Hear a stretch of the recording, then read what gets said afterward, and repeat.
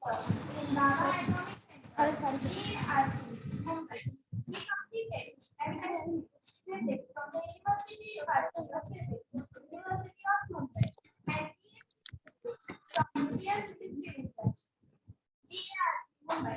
After 2 postdoctoral positions at Tata Institute of Fundamental Research, TISR, Mumbai, and University of Health, Spain, he has been appointed as a scientific officer in nuclear physics department, BARC. His area of research is experimental nuclear physics, in which he has 85 peer-reviewed publications, including 100 articles. He has numerous publications. झाला Christmas तयारी हा आम्ही तो आज येऊचे का उद्या of IPA 2008 आता सकाळी येतो SARA Award 2013, EST Inspired Faculty Award 2012. He is also selected member of NASI 2021, INYS 2018, and MASC 2015. As a member of INYAS, he has been involved in various scientific outreach activities. Is also my mentor on the topic e-waste. He is an extraordinary, fantastic guide who guided me in the world and the important factors of e-waste. I am extremely grateful to have such a great mentor. Thank you.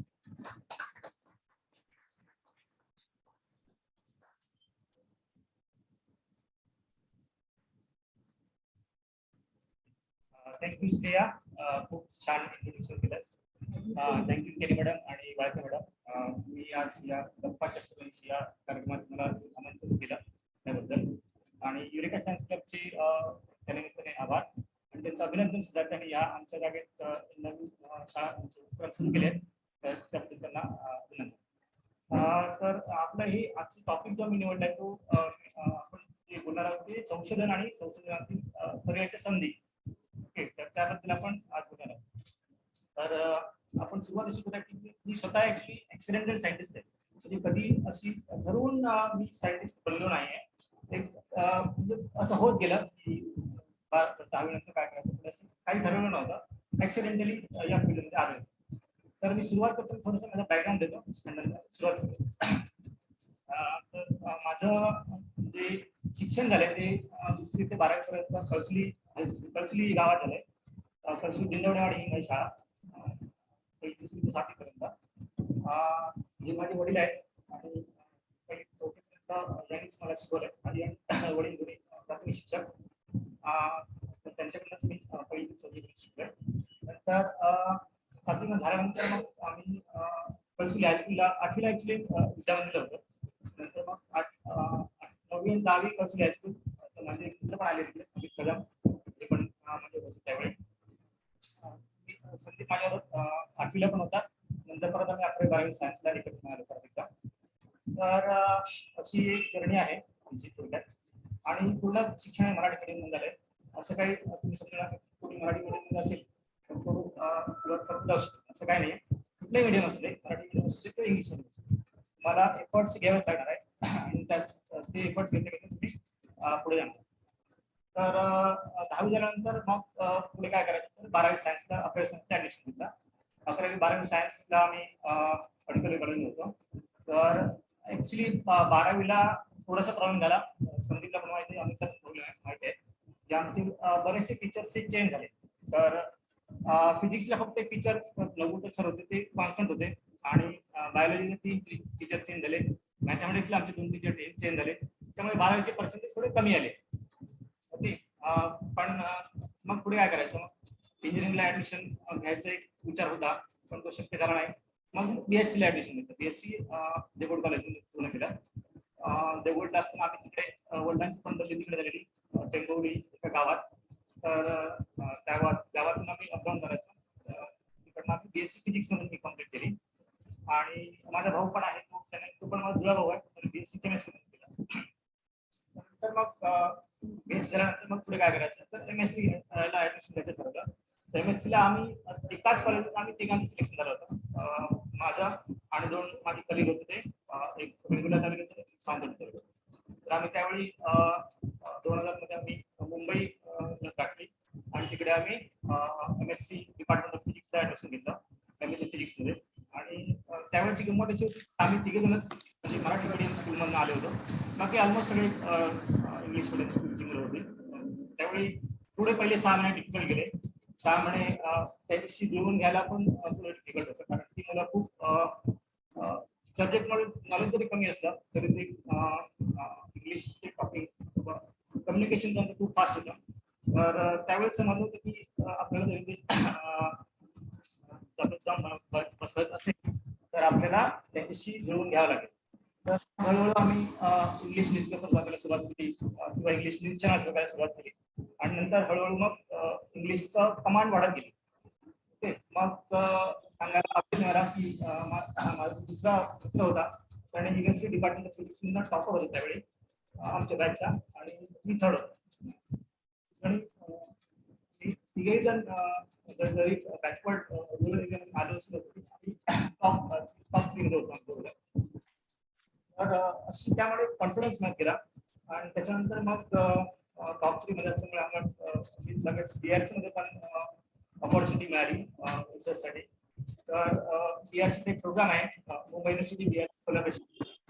Okay, तर त्या collaboration programme मधून आम्हाला BRC मध्ये संशोधनाची संधी मिळाली. तर त्यावेळी actually first introduction to research. Okay, research काय असतं आपल्याला अजिबात माहित नव्हतं, BRC काय आहे ते पण माहित नव्हतं. फक्त त्या संधीमुळे आम्हाला BRC यायला मिळालं. ओके, तर आता BRCचं नाव तुम्ही ऐकलं असेल बरोबर. तर भाभा हे कोण होते मला माहिती आहे का?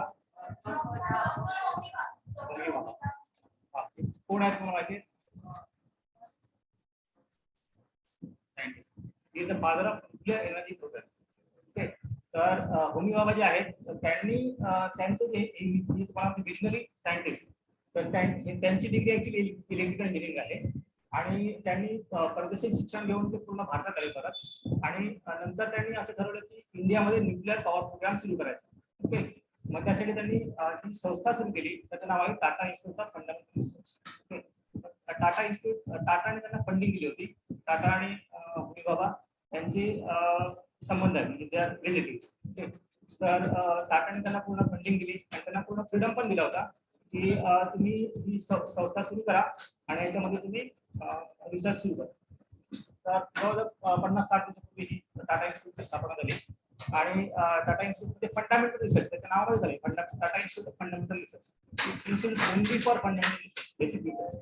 ओके, तर ते चालू केल्यानंतर आणि ती जागा पण ती निवडली त्यांनी, ती मुंबईचा एक शेवटचा कोपरा आहे, नेवीनगर, तुम्ही नाव ऐकले असेल. तर मुंबईमध्ये नेवीनगर एक भाग आहे, त्या नेवीनगरच्या भागामध्ये एकदम शेवटचे टोक त्यांनी निवडलं त्या संस्थेसाठी. आणि जागा एकदम सुंदर आहे, समोर समुद्र आहे आणि त्याच्या समोर इन्स्टिट्यूट आहे, TF आहे, Tata institute of fundamental research. It is always open, 24 hours see lab open असते. तिकडचे सायंटिस्ट कधीही जाऊन तिकडे काम करू शकतात, त्यांना कुठलंही बंधन नाहीये की तुम्ही याच टाइमला आलं पाहिजे किंवा काम करतो. तर ते सुरू झाल्यानंतर त्यांनी काही दिवसानंतर त्यांनी होमी भाभा ऍटॉमिक सेंटरचं नाव वेगळं होतं पहिलं. तर ती ऍटॉमिक रिसर्च सेंटरची स्थापना झाली BRC. ते आता ते बॉम्बेला आहे. बॉम्बे हे मानपूर, चेंबूर आणि मानपूरच्या मध्ये एक स्टेशन आहे. तर बॉम्बेमध्ये ती BRC स्थापना झाली. खूप मोठा कॅम्पस आहे BRCचा, त्याच्यामध्ये रेसिडेन्शियल कॉलनी पण आहे प्लस रिसर्च सेंटर पण आहे. तर BRC मध्ये काय काय चालतं हे थोडक्यात मी सांगतो. माझं फील्ड जे आहे ते न्यूक्लिअर फिजिक्स आहे. न्यूक्लिअर फिजिक्स मध्ये आम्ही जे करतो, तुम्हाला हे आता पिरियडिक टेबल आहे बरोबर. पिरियडिक टेबलचा जनक कोण तुम्हाला माहिती आहे का? मेंडेलीव. बरोबर. मेंडेलीवने पिरियडिक टेबल कसं सुरुवात केलं होतं, त्याने डोक्यात काय विचार होता तुझं नाव काय?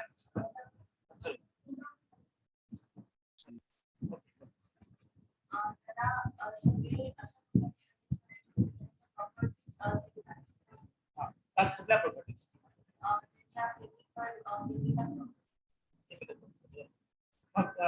हायड्रोजन पासून सुरुवात, एलिमेंट्स बघितले तर हायड्रोजन आहे, हिलियम आहे, लिथियम आहे बेरिलियम. तर माझं जे रिसर्च आहे ते एक्झॅक्टली त्याच पिरियोडिक टेबलशी रिलेटेड आहे.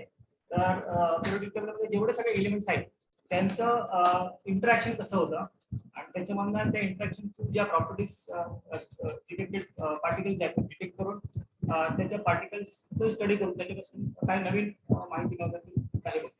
आता रिसर्च म्हटल्यानंतर तुम्हाला पहिलं बघितलं पाहिजे की तुमच्या फील्डमध्ये ऑलरेडी काय नोन आहे, बरोबर. रिसर्च तुम्ही असं डायरेक्टली स्टार्ट करू शकता, स्टार्ट फ्रॉम झिरो करू शकत नाही. तुमच्या फील्डमध्ये जे आहे काही नोन आहे ते तुम्हाला लिटरेचर सर्वे असतो. ओके, लिटरेचर सर्वे नावाचा प्रकार आहे. लिटरेचर सर्वे करून आतापर्यंत तुमच्या फील्डमध्ये काय काय झालेलं आहे ते तुम्हाला थोडंफार बघावं लागतं. नंतर मग तुम्ही त्याच्यामध्ये आणखी काय ऍड करू शकता ते आपण करू शकतो. तर असं पिरियोडिक टेबल जर तुम्ही बघितलं त्याच्यामध्ये कितीपर्यंत एलिमेंट्स आहेत आता 118 पर्यंत, बरोबर. 118 हे लेटेस्ट एलिमेंट आहे. लेटेस्ट एलिमेंट आता डिटेक्ट झालेलं आहे, त्याचं संशोधन केलेलं आहे. तर त्याच्या पुढे पण तो विस्तार करणार आहे. पिरियोडिक टेबलचा विस्तार हा होणार आहे. पण आतापर्यंत स्टेबल एलिमेंट जे आहेत, जे आपल्या नॅचरली अवेलेबल जी एलिमेंट्स आहेत ती फक्त 92 पर्यंत आहेत.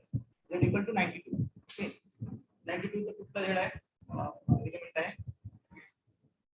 इतरांनी पण तो चालेल. Z equal to 92. हे शेवटचे एलिमेंट आहे जे नॅचरली अवेलेबल आहे.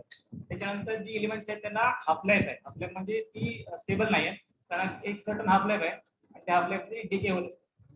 तर आता आमच्या जे फील्ड मधलं जे मेन जे काम आहे ते काम आहे की नवीन नवीन एलिमेंट शोधणं. ओके, झेड इक्वल टू 118च्या वर. 118 पण हे लेटेस्ट आहे. त्याच्यानंतर त्याच्या पुढे त्यानंतर सुपर हेवी एलिमेंट्स. ते एलिमेंट्सचं शोध लावणे. ओके, शोध लावणे म्हणजे काय करणे, त्याचा हाफ लाईफ, ती एलिमेंट स्टेबल नाही आहे, ते एक पर्टिक्युलर हाफ लाईफ आहे. मग ती हाफ लाईफ त्याचा स्टडी करणे आणि ते कन्फर्म करणे की ते एलिमेंट नक्की फॉर्म झालंय का. किंवा दुसरं एक आहे की जेवढी एलिमेंट्स नोन आहेत त्या एलिमेंट्स नोन एलिमेंट्स मधनं त्यांच्या प्रॉपर्टी स्टडी करणे. ओके, त्याची लेवल, न्यूक्लियसची लेवल स्कीम काय आहे, त्याच्यामध्ये कुठले कुठले रेडिएक्टिव्ह एलिमेंट्स म्हणजे कुठली मेटल्स आहेत, सेमीकंडक्टर्स आहेत किंवा इन्सुलेटर्स आहेत. ओके, त्याचा वापर कसा करता येईल ते एक वेगळं फील्ड झालं. पण प्लस आता z equal to let's say 86. Okay, ते झेड इक्वल टू 86 ला किती मास नंबर आपण जोडू शकतो याच्यामध्ये. ओके, एक पर्टिक्युलर एलिमेंट आहे ते स्टेबल असणार आहे त्याच्यावर दॅट इज कॉल्ड आयसोटोप्स. एक झेड आणि डिफरंट मास नंबर्स. ओके, तर ते डिफरंट किती मास नंबर आपण जोडू शकतो त्याचा शोध पण घेणं चालू असतं. ही कंटिन्युअस प्रोसेस आहे. आणि नॉट ओनली आवर लॅब, त्याच्यामध्ये बऱ्याचशा लॅब इन्व्हॉल्ड आहेत की त्या लॅब पण सायमल्टेनियसली याच्यावर काम करत असतात. तसंच BRC आणखी पण काही फील्ड्स आहेत. कंडेन्स मॅटर फिजिक्स आहे, फिजिक्स रिलेटेड सांगतो मी, सॉलिड फिजिक्स, मटेरियल सायन्स आहे, त्याच्यामध्ये नंतर ॲस्ट्रोफिजिक्स आहे. ओके, तर थोडक्यात सांगतो मटेरियल सायन्स किंवा नॅनो टेक्नॉलॉजी ऐकला असेल तुम्ही. नॅनो टेक्नॉलॉजी म्हणजे 10⁻⁹ मीटर्स. ओके, त्या लेवलला जाऊन ते एलिमेंटचं रिझोल्युशन फाइंड आउट करून त्याच्यामध्ये स्ट्रक्चरल प्रॉपर्टी स्टडी करतो. ओके, तर त्याच्यामध्ये पण एक पर्टिक्युलर मटेरियल घेतो. सपोज मी एक प्लास्टिक घेतले, ते प्लास्टिकला इरिडेट करून त्याच्यावर इरिडेट छोटासा एक भाग घेतला आणि त्याला इरिडेट करून त्याच्यामधलं मटेरियलच्या प्रॉपर्टी स्टडी करणे किंवा त्याच्यामध्ये काय डिस्प्लेसमेंट होतंय का, त्या मॉलिक्युलमध्ये काय डिस्प्लेसमेंट होतंय का ते बघणे, ह्या गोष्टी चालू असतात BRC. आणखी BRC मध्ये एक महत्वाचं आहे ते न्यूक्लिअर रिएक्टर आहे BRC. न्यूक्लिअर रिएक्टर बाबाची होमी बाबा जे आहेत त्यांनीच हे संकल्पना मांडली होती की India should become a super power of nuclear energy. Okay, तर त्याने सुरुवात करताना BRC मध्ये 2 रिएक्टर सुरुवात केले. त्याचं नाव आहे ध्रुवा आणि सायरस. ओके, आणि त्याच्यावर एक अप्सरा पण रिएक्टर होता तो आता डिकमिशन झालाय. तर ते रिसर्च रिएक्टर्स आहेत, ओनली फॉर रिसर्च पर्पज साठी असतात ते रिएक्टर, कमर्शियल पर्पज साठी हे रिएक्टर्स नाही आहेत. रिसर्च मध्ये काय करतात, टिपिकल रिएक्शन न्यूक्लिअर रिएक्टर मध्ये कुठली होती माहिती तुम्हाला, एक बेसिक रिएक्शन आहे न्यूक्लिअर रिएक्टर, न्यूक्लिअर फ्युजन, थोडंसं वेगळं आहे. फिशन मध्ये काय होतं, फिशन मध्ये काय असतं,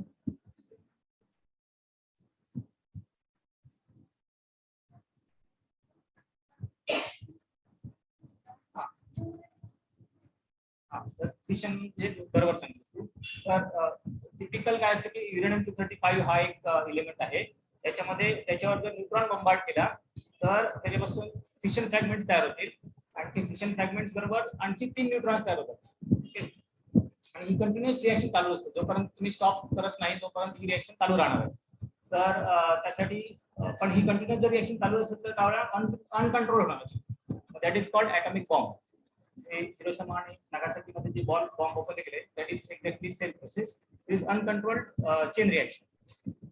पण इथे रिएक्टर मध्ये वापरताना तुम्ही कंट्रोल चेन रिएक्शन वापरता. ते न्यूट्रॉन्स बाहेर पडतात त्यांना कुठेतरी मॉडरेट करायचं किंवा त्यांना स्टॉप करायचं आणि फक्त एक neutron out of 3 neutrons only 1 neutron should fuse with the next sample. Okay.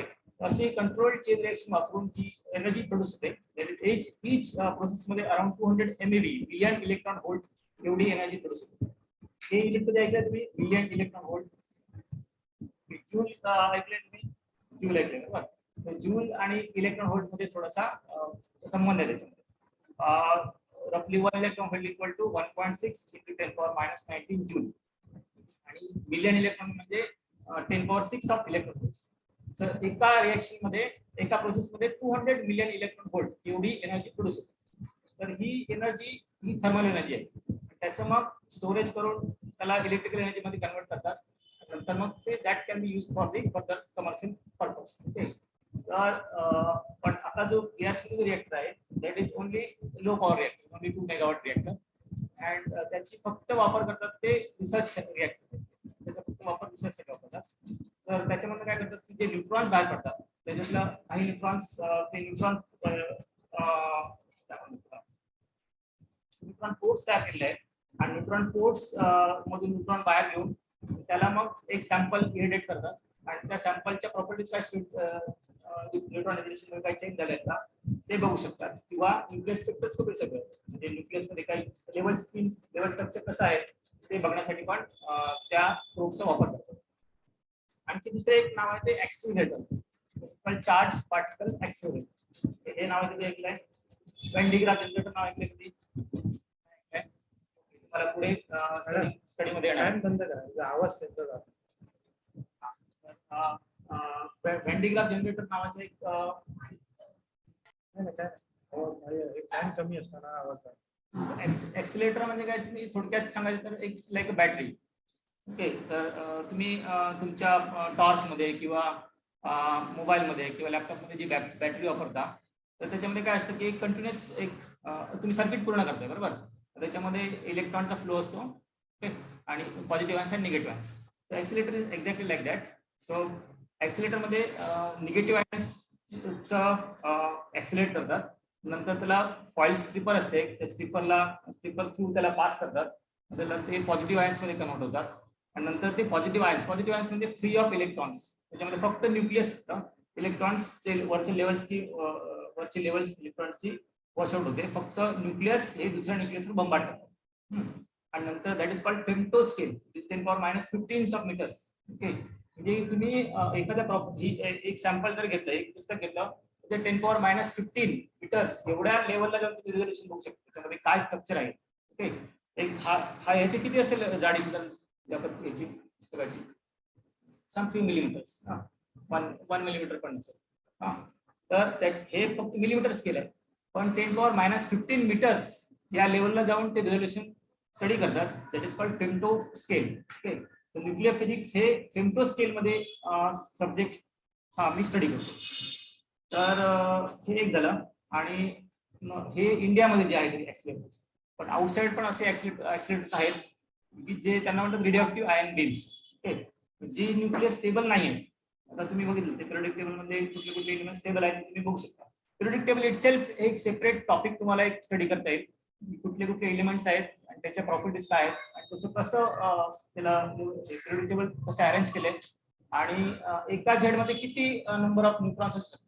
एका प्रोटॉन बरोबर किती न्यूट्रॉन्स तुम्ही कंबाईन करू शकता हे तुम्ही एक सेपरेट स्टडी करू शकता. पिरियोडिक टेबल इटसेल्फ एक सेपरेट टॉपिक दिसत असतो.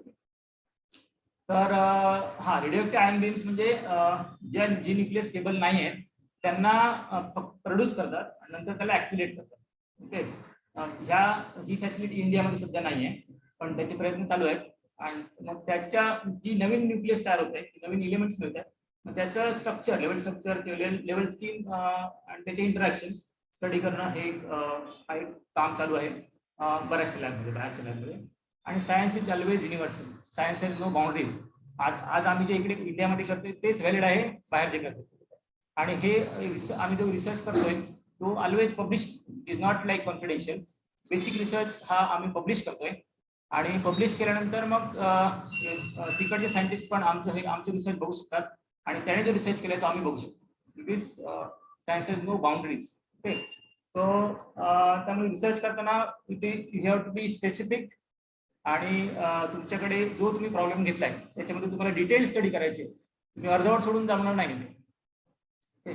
तर ती एक थोडीशी रिसर्च बद्दल तुम्हाला थोडक्यात सांगितले मांडणी. तसंच इतर सब्जेक्टचं पण सेमच आहे. केमिस्ट्री जर तर केमिस्ट्रीमध्ये पण बरेचसे आहेत. आता तुम्ही कोविड बद्दल तर ऐकलं असेल, बरेचसे नावं ऐकले असेल हल्ली, RT-PCR किंवा आणखी काय ऐकलंय नाव तुम्ही, रॅपिड अँटिजेन टेस्ट. या सगळ्या टेस्ट ज्या आहेत त्याचा रिलेटेड आहे, तो केमिस्ट्रीचा रिलेटेड आहे, बरोबर. मग त्याचं पण संशोधन कोणीतरी करून ठेवलंय, बरोबर. आता तुम्ही वापरताय, पण अगोदर कोणतरी संशोधन करून ठेवलंय म्हणून तुम्ही आता वापरताय. असं काय डायरेक्टली तुमच्याकडे आत्ता आलं नाही आहे ते, बरोबर. मग संशोधन हे अगोदर केलेलं असतं, ते that is called basic research. आणि त्याच्यानंतर ऍप्लिकेशन नंतर लोक शोधतात किंवा जशी गरज पडेल तशी त्याचे ऍप्लिकेशन होत जातं. आणि व्हायरस बद्दल तुम्ही आता कोविड-19च्या व्हायरस बद्दल ऐकले, तर कोविड-19चं व्हॅक्सिन जे तयार केलंय त्याला पण एक प्रोसेस आहे. व्हॅक्सिन असं लगेच बाजारात आणता येत नाही, त्याला पण एक प्रोसेस असते. क्वालिटी कंट्रोल करूनच त्याला नंतर ह्युमनवर ट्रायल घेतली जाते. पण ह्या कोविडच्या रिलेटेड ओनली टिपिकल पिरियड आहे 3 इयर्सचा. 3 इयर्स ट्रायल पिरियड घ्यावा लागतो. पण कोविड रिलेटेड त्याला इमर्जन्सी त्याला अप्रुव्हल दिलं गेलं. ओनली 1.5 इयर्स मध्ये त्याला अप्रुव्हल दिलं गेलं. तर कारण ते त्याचे इफेक्ट्स, साईड इफेक्ट्स काय आहेत बघावं लागतात. पण ते थोडंसं म्हणजे ऑलरेडी काही नोंद होत्या, त्याच्यामध्ये थोडंसं चेंजेस करून ते वॅक्सिन तयार केलं गेलं. तर त्याचे इफेक्ट्स आता म्हणजे थोडं कंट्रोलमध्ये आलाय कोविड. तर हे बेसिक रिसर्च हे म्हणजे जे ऑलरेडी अवेलेबल आहे त्याचा वापर अप्लायडसाठी कसा करता येईल हे ज्या ज्यावेळी वापर असेल त्यावेळी ठरवलं जातं. तसंच तुम्ही आता तुम्हाला कुठल्या विषयाची आवड आहे, मग तुमच्या विषयाकडून आता जाणून घ्यायचं. तुम्हाला कुठल्या विषयाची आवड आहे? ते प्रत्येकाने आपली इंट्रोडक्शन द्या ना, प्रत्येकाने नाव सांगायचंय आणि तुम्हाला काय करायचंय. आणि तुमच्या लक्षात आलं ना सर कुठल्या सब्जेक्टवर बोलतायत, त्या बोलत असताना सुद्धा काही कन्सेप्ट नाही कळले असतील तरी विचारू शकतो. मला प्रत्येकाने आपलं नाव सांगायचंय. आपल्या गप्पा आहे म्हणजे तुमच्याकडनं पण मला ऐकायचं. बायोलॉजी.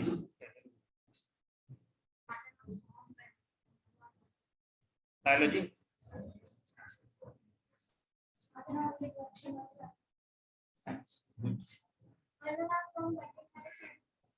केमिस्ट्री. किती लास तू?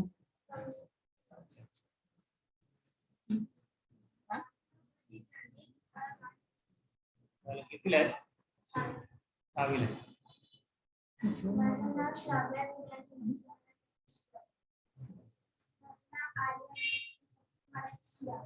Good, very good. बोल बोल. आरोही. ठीक आहे.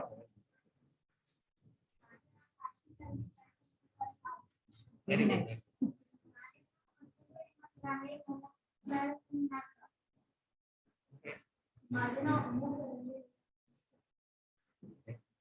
माझं नाव आरुष शेट्टी, मला बायोलॉजी आणि मॅथ्स.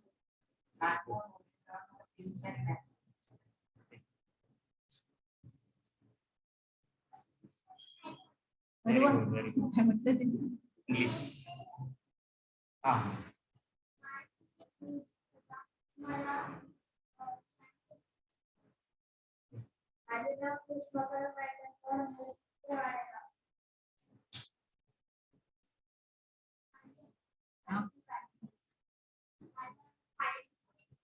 अच्छा.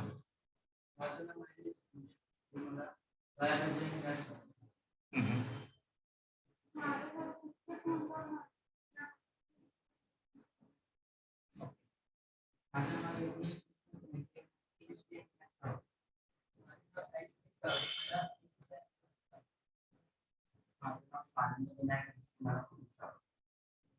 नाव पुष्पा विजय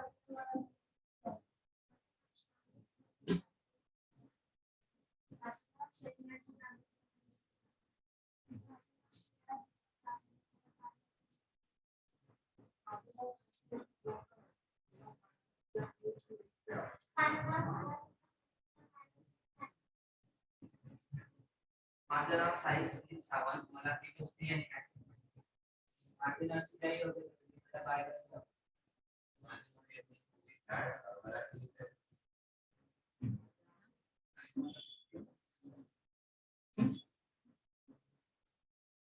त्यापैकी सगळेजण होमी बाबाला कृषी अभ्यास केले. काय माहिती. होमी बाबा सेंटर फॉर सायन्स एज्युकेशन बद्दल माहिती आहे. बरंच माहिती असेल.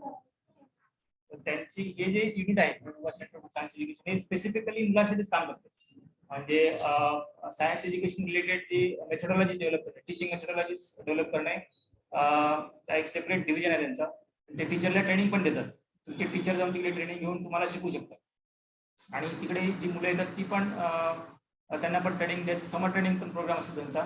तर त्याच्यामध्ये काही मुलं सिलेक्टेड होतात. सिलेक्टेड स्टुडंट्सना घेऊन तिकडे शिकवू शकतात. Dedicated only for science education हे होमी बाबाचंच नाव दिले त्याला. आणि ते पण BRC आणि TF संलग्न आहे. त्याचं सेपरेट युनिट आहे. फक्त सायन्स एज्युकेशनला डेडिकेटेड आहे.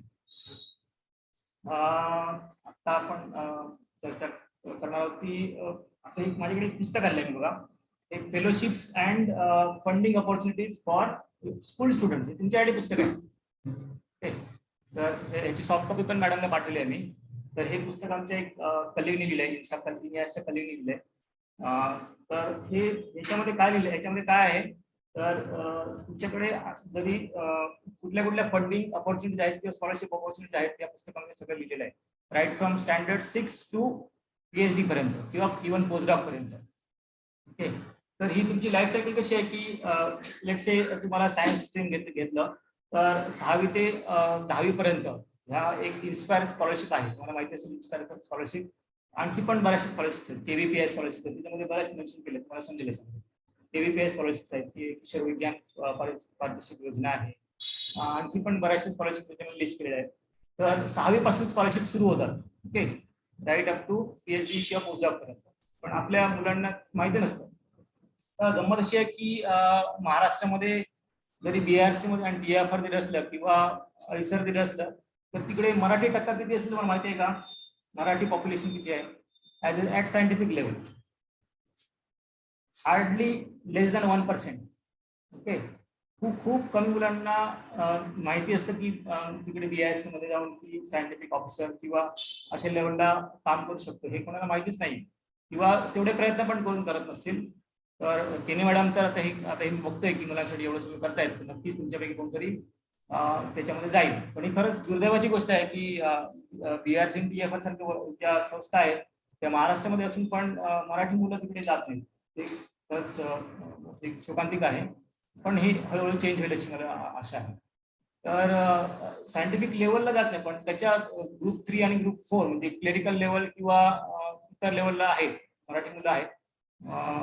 पण सायंटिफिक लेवलला खूप कमी आहे. त्याच्यामध्ये मोस्ट जो डॉमिनंट पोर्शन आहे तो बेंगॉलीज आणि साऊथ इंडियन्स. तर ऑलमोस्ट लाईक 50% बेंगॉली लोक आहेत सगळ्या कुठेही बघा.